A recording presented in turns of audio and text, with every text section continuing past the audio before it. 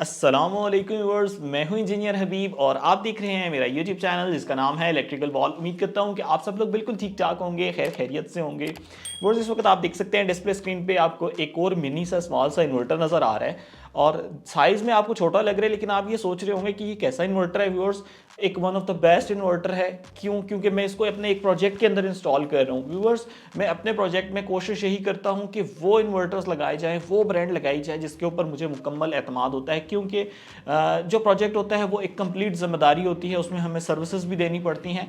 तो कोशिश ये की जाती है कि बेहतर चीज़ को इंस्टॉल किया जाए। व्यूअर्स, आज जिस इन्वर्टर को मैं अपने प्रोजेक्ट में इस्तेमाल कर रहा हूँ, ये मेरा पेशावर का प्रोजेक्ट है। कोशिश करूँगा उसकी तमाम डिटेल्स भी आपसे शेयर की जाए। व्यूअर्स, मैक्स पावर की तरफ से ये इन्वर्टर हमें देखने को मिलता है। सोफॉर इन्वर्टर का नाम है और मॉडल की बात कर ली जाए तो 5 KTL G3 मॉडल है। Viewers, max power quality product से इंपोर्ट कर रहा होता है। चंद एक लिमिटेड कंपनीज हैं जिनसे ये मंगवाता है, जिस तरह वोल्ट्रॉनिक हो गया। बहुत ज़्यादा इनकी इंपोर्ट नहीं आती, लेकिन जैसे ही आती है तो आते साथ ही जो है वो सेल आउट हो जाती है। सोफॉर से मंगवाते हैं ऑन ग्रिड इन्वर्टर्स, इसके अलावा सैज से मंगवाते हैं, वोल्ट्रॉनिक से हाइब्रिड इन्वर्टर्स आ रहे होते हैं। तो ये वो नामी ग्रामी ब्रांड्स हैं जो आपको लिमिटेड सप्लाई तो देती हैं, लेकिन क्वालिटी पे बिल्कुल भी कॉम्प्रोमाइज़ नहीं करती। इस वक्त मैं सोफॉर को कवर कर रहा हूँ। इंशाल्लाह जैसे ही सैज की सीरीज आएगी तो मैं सैज की भी आपको कंप्लीट रिव्यूज बताऊंगा, डिटेल्स बताऊंगा कि वो कैसे काम करते हैं। व्यूअर्स, ये जो है ये G3 मॉडल है। इससे एक साल पहले G2 मॉडल आता था जो कि स्क्वायर शेप में था और ये हमारे पास राउंडेड एज शेप के अंदर है। मिनी साइज का है, लेकिन क्वालिटी पे कॉम्प्रोमाइज़ नहीं किया गया। 22 kg का ये इन्वर्टर है। जब ऑन ग्रिड की बात की जाती है वर्स, तो हम ऐसे सिस्टम को इस तरीके से समझ सकते हैं कि ये सिर्फ और सिर्फ इलेक्ट्रिसिटी सेल करने के लिए बनाया गया है। यानी ऐसा इन्वर्टर है जिसने आपको बैकअप सप्लाई नहीं देनी। ये उन जगह पे कामयाब होता है जहां पर इलेक्ट्रिसिटी की लोड शेडिंग बहुत कम होती है। DHA बहरिया हो गया, वहां पर इलेक्ट्रिसिटी की लोड शेडिंग कम होती है, तो वहां पर ऑन ग्रिड सिस्टम्स लगते हैं। या अगर आपका मकसद ये है कि आपने इलेक्ट्रिसिटी का बिल कम करना है, तो ये बिल कम करने के लिए सबसे बेस्ट ऑप्शन है। हमने जहाँ कहीं पे भी ऑन ग्रिड इन्वर्टर्स लगाए हैं, अल्हम्दुलिल्लाह वहाँ पर 99% बिल जो है वो नेगेटिव आ रहे हैं। यानी कि के इलेक्ट्रिक ने, वापडा ने ही आपको पैसे देने हैं या यूनिट के बदले यूनिट कंजम्पशन को कंपनसेट करना है। तो ये जो आपके पास सिस्टम है इस लिहाज से बहुत बेनिफिशियल रहते हैं। तो वर्स, अनबॉक्सिंग करते ही आप देख सकते हैं कि फर्स्ट नंबर के ऊपर हमें मिल जाती है वॉल माउंटिंग ब्रैकेट और इसके ऊपर भी सीरियल नंबर मिल रहा है। ये वॉल के ऊपर लग जाएगी। इसी के साथ एक अदद पाउच मिल जाता है और इस पाउच के अंदर क्या क्या चीज़ें हैं वर्स, ये यूज़र मैनुअल है। जब कभी भी हमने किसी भी प्रोडक्ट को रिव्यू करना होता है, उसके बारे में डिटेल्स जाननी होती है, तो हम इसे थॉरली रीड करते हैं और उसके बाद ही ये सारी डिटेल्स आपको बताना शुरू हो। देन ऑनवर्ड इस पे हमें वारंटी कार्ड मिल गया। सीरियल नंबर आप देख सकते हैं प्रोडक्ट आईडी के साथ साथ मेंशन है और ये भी चीज़ें बताई गई हैं कि कौन कौन से टेस्ट जो है इसने पास किए हैं। तो ये नंबर ऑफ टेस्ट होते हैं जो पास करने के बाद ही हमारे पास इन्वर्टर आता है। फिर सोफॉर की तरफ से सोफॉर का वारंटी कार्ड और ये हमें 5 साल की वारंटी पे देखने को मिल जाता है। इसी के साथ ही वर्स, ये वाला जो पाउच है इसमें हमें सारे वो कनेक्टर्स मिल जाएंगे जो इस इन्वर्टर की माउंटिंग के लिए ज़रूरी हैं। जैसे कि आप ये देख सकते हैं सिंगल फेज का इन्वर्टर है तो 3 पिन टर्मिनल ये मिल गया। इसी के साथ ये एक और कनेक्टर है ताकि हम सीटीज के कनेक्शन कर सकें और MC4 कनेक्टर, एंकर बोर्ड्स, ये सारी चीज़ें मिल जाएंगी ताकि हम आसानी से इन्वर्टर को वॉल के ऊपर माउंट कर दें और सोलर को कनेक्ट कर सकें। व्यूअर्स, ये बहुत ही कमाल की चीज़ है। इसको कहते हैं CT current transformer. Single phase grid tie inverter जो है वो इसके ऊपर डिपेंडेंट होता है। व्यूअर्स, अगर दूसरी कंपनीज की बात की जाए तो ये CT जो है ये काफ़ी एक्सपेंसिव, वो सेपरेटली सेल करते हैं, बट इस इन्वर्टर के अंदर हमें बिल्ट इन मिल जाती है। इसके फ़ायदे बहुत सारे हैं, तो ये मैं आपको लगाते हुए बताऊंगा कि इसका मकसद क्या होता है। इसी के साथ व्यूअर्स, वाईफाई मॉड्यूल मिल जाता है ताकि हम कहीं से भी इसके पैरामीटर्स को बासानी असेस कर सकें। तो व्यूअर्स, ये है हमारे पास वाईफाई मॉड्यूल, डाटा लॉगर, जिसकी मदद से हम इसके तमाम पैरामीटर्स को इसकी एप्लीकेशन के थ्रू रिमोटली कहीं से भी असेस कर सकते हैं। और अब बारी है इन्वर्टर को बाहर निकाल के इसकी फर्स्ट लुक देखने की। तो व्यूअर्स, आप देख सकते हैं ये मिनी सा इन्वर्टर आपके सामने है और बहुत ही सॉलिड बॉडी के अंदर है। फ्रंट की स्क्रीन के ऊपर से ये मैंने रिमूव कर दिया और आप देख सकते हैं कि आपको एक डिस्प्ले मिल जाता है और इस डिस्प्ले के साथ आपको 2 पुश बटन्स मिल जाते हैं। फॉल्ट और रन की लाइट का इंडिकेशन है, सोफॉर सोलर की ब्रांडिंग है। बहुत ही नीट क्लीन इन्वर्टर है। इसी के साथ ही व्यूअर्स, अगर हम लोअर साइड के ऊपर आ जाएं तो आप देख सकते हैं कि ये हीट सिंक्स हैं और ये कोई पतरियाँ नहीं है, बड़ी सॉलिड क्वालिटी के अंदर है। कुछ इन्वर्टर्स के हीट सिंक्स हमें बहुत तकलीफ देते हैं इसको जब हम शिफ्ट कर रहे होते हैं, यानी कि वो हाथ पे चुभते हैं, लेकिन ये बिल्कुल अच्छी क्वालिटी के हीट सिंक्स हैं। इसी के साथ व्यूअर्स अगर इन्वर्टर के लोअर साइड के ऊपर आ जाएं तो आप देख सकते हैं कि आपको मैनुअल डिस्कनेक्ट मिल जाता है और ये सोलर को कनेक्ट और डिस्कनेक्ट करने के लिए इस्तेमाल किया जाता है। इसके साथ ही आप देख सकते हैं पेयर ऑफ MC4 कनेक्टर्स मिल जाते हैं, एक पेयर ये है, दूसरा पेयर ये है, डबल MPPT बेस्ड है, तो आप यहाँ पर बाआसानी दो स्ट्रिंग्स को कनेक्ट कर सकते हैं। वर्स पैनल की बात कीजिए तो टोटल इसके ऊपर कितना पैनल लग सकता है, तो टोटल 7.5 किलोवाट तक का पैनल आप इस पे कनेक्ट कर सकते हैं, 7.5 किलोवाट तक का पैनल कनेक्ट कर सकते हैं। टोटल 7500 वाट है, डिवाइडेड बाई 2, तो एक स्ट्रिंग पे इतना कनेक्ट कर सकते हैं और दोनों स्ट्रिंग के ऊपर 7.5 किलोवाट तक के पैनल को कनेक्ट किया जा सकता है। इसी के साथ यहाँ पर हम सीटीज के कनेक्शन करेंगे और राइट साइड पे आप देख सकते हैं USB टर्मिनल हमें मिल जाता है, यानी USB को हम यहाँ कनेक्ट कर सकते हैं, इसका फर्मवेयर जो है वो अपडेट कर सकते हैं और उससे राइट साइड के ऊपर ग्रिड के कनेक्शन हम कर देंगे। तो बस इसके ऊपर आप देख सकते हैं कि राइट साइड पे हमें स्पेसिफिकेशन शीट मिल जाती है जिसमें मॉडल नंबर है 5KTL G3 मॉडल है और 600 वोल्ट इनपुट तक हम इसे प्रोवाइड कर सकते हैं। और इसके MPPT की वर्किंग रेंज की बात की जाए तो 80 वोल्ट से 550 वोल्ट तक की बेस्ट परफॉर्मेंस हमें देता है। इसी के साथ 15 एम्पियर के 2 MPPTs मिल जाते हैं। अगर हम शॉर्ट सर्किट करंट की बात कर ली जाए तो वो 22.5 एम्पियर है, यानी 22.5 एम्पियर है। इसके बाद व्यूअर्स ये वाली जो सेटिंग है ये मैं ज़रा आपको आराम से समझाता हूँ कि ये कैसे करनी है।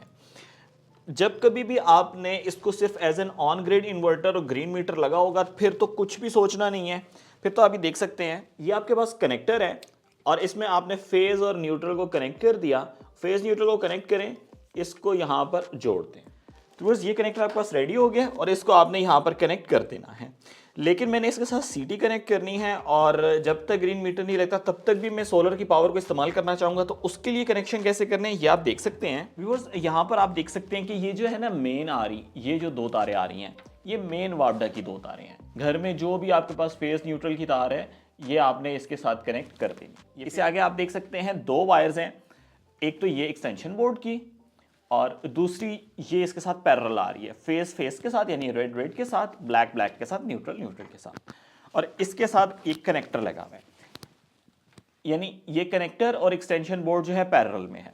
ये लगा दूंगा इन्वर्टर में तो इन्वर्टर बिजली बना के यहाँ से हमें देना शुरू हो जाएगा।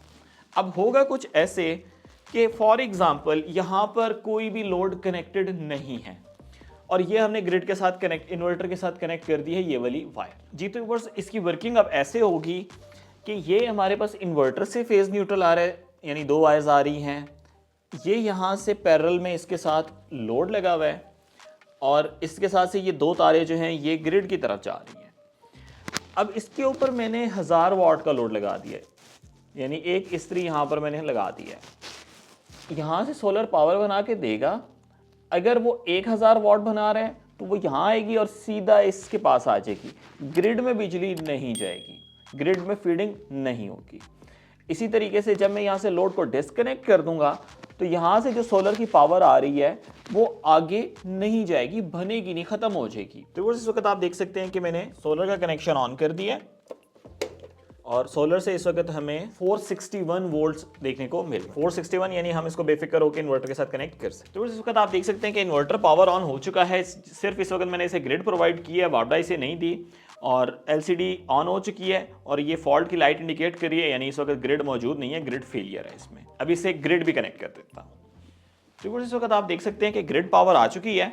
जैसे ग्रिड पावर आई 60 सेकेंड यानी 1 मिनट का ये टाइम ले रहा है, रन की लाइट जो वो ब्लिंक करना शुरू हो गई है और ये चेकिंग करेगा, इसके वोल्टेज चेक करेगा, इसकी प्रेजेंस चेक करेगा और अपना काम करना शुरू हो जाएगा, फुल बिजली बना के बेचना शुरू हो जाएगा। अभी मैंने सीटी कनेक्ट नहीं की, वो मैं अभी कनेक्ट करके आपको दिखाता हूँ कि कैसे ये लोड डिपेंडेंट बनेगा। तो वो इस वक्त आप देख सकते हैं कि जैसे ही इन्वर्टर को हमने पावर ऑन कर दिया है, इसने बिजली बना के बेचना शुरू कर दिया है 1.72 किलोवाट।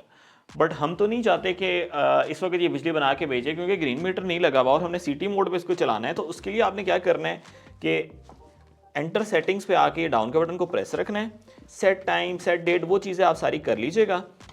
जो इंपॉर्टेंट सेटिंग्स है वो मैं आपको दिखा देता हूँ कैसे आपने करनी है। कि आपने आ जाना है यहाँ पर 10 नंबर की सेटिंग पे, सेट एंटी रिफ्लक्स, इस पर एंटर रखें। पासवर्ड है जी इसका 0, फिर इसको प्रेस रखें, 0 फिर प्रेस रखें, 0 फिर प्रेस रखें और 1 ये है, फिर प्रेस रखेंगे तो ये ऑन हो जाएगा। इन सबको 0 करके सेव करते हैं। इतनी सी सेटिंग्स थी व्यूअर्स। आप देख सकते हैं कि इसके साथ मैं सीटी को कनेक्ट करने लगा हूं। सीटी के पॉइंट्स को कनेक्ट कर दिया और अब सीटी को कनेक्ट कहां पे करना है ये देख लें व्यूअर्स। सीटी को हमने मेन के ऊपर कनेक्ट करना है, यानी कि जो पैरेलल है इससे पीछे कनेक्ट करना है। इसके ऊपर एक एरो हेड है, एरो हेड को ग्रिड की तरफ कर दें और ये यहां पर ऐसे इसे कनेक्ट कर दें। तो ये आप देख सकते हैं मैंने यहां पर इसे कनेक्ट कर दिया व्यूअर्स। जैसे ही मैंने इसे कनेक्ट किया है आप देख सकते हैं कि जो पावर है वो एकदम से 0 हो गई है, यानी कि जो फीडिंग थी वो एकदम से ख़त्म हो चुकी हुई है।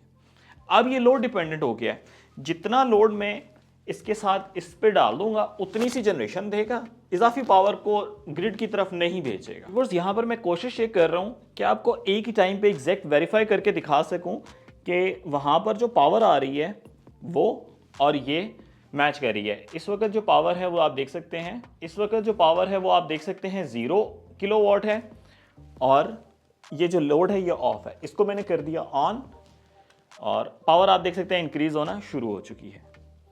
1 किलोवाट 1000 वाट की इलेक्ट्रिकल आयरन है और 1000 वाट ये यहाँ पर जनरेट कर रहे हैं।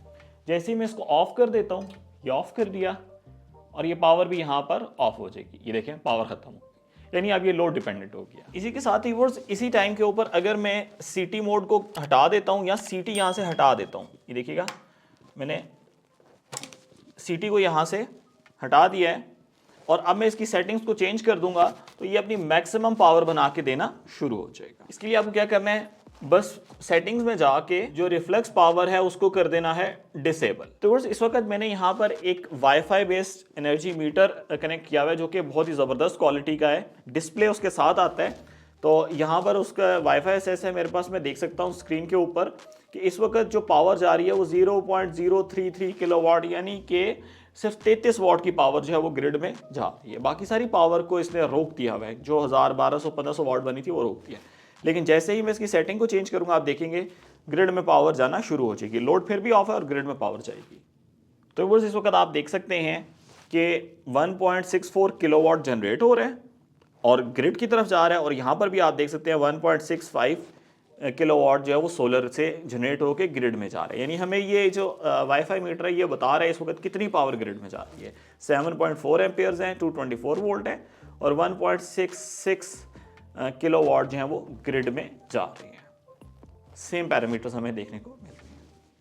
तो व्यूअर्स आप यहाँ पर देख सकते हैं कि ये जो हमारे पास वाईफाई मीटर है इसके ऊपर डिस्प्ले में भी 1.53 किलोवाट आ रहे हैं और यही पैरामीटर हमें इधर मोबाइल स्क्रीन पे भी देखने को मिल रहा है, एक्टिव पावर 1.518 किलोवाट। तो व्यूअर्स उम्मीद करता हूँ कि आज की वीडियो आपको बहुत पसंद आई होगी, एक नए इन्वर्टर के हवाले से मुकम्मल डिटेल्स सीखने को मिली होंगी। अगर तो वीडियो अच्छी लगी है तो इसे लाइक लाजमी कीजिएगा, चैनल को सब्सक्राइब करना तो आपने बिल्कुल भी नहीं भूलना। अपनी दुआओं में मुझे इलेक्ट्रिकल वॉल की पूरी टीम को याद रखना है। Take care of yourself. अल्लाह हाफिज़। अस्सलाम वालेकुम।